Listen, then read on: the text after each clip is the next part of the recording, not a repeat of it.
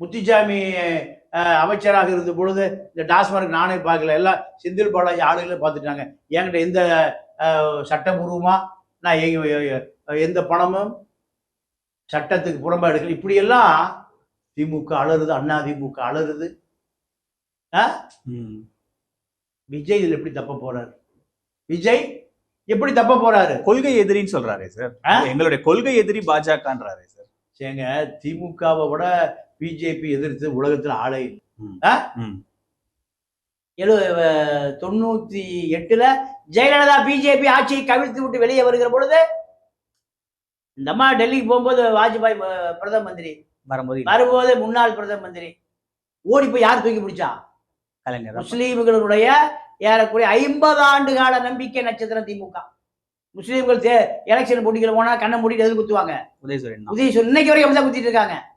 இந்த கருணாநிதி 5 வருஷம் பிஜேபி தூக்கி பிடிச்சார். இப்பவும் திமுக, நீங்க ஏன் திமுக இன்னைக்கு வரைக்கும் திமுக 5 லட்சம் கோடி தேடி இருக்காங்க. 5 லட்சம் கோடி கொள்ளையடிக்கப்பட்டிருக்கு. ஏன் ஜி ஸ்கொயர் பக்கமே போல?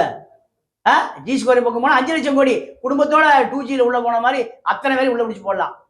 நீங்க 2G வழக்குல கலைஞருடைய மனைவி தயாளமா சிறையில போய் அந்த அம்மா 1 வருஷம் இருந்திருக்கணும்.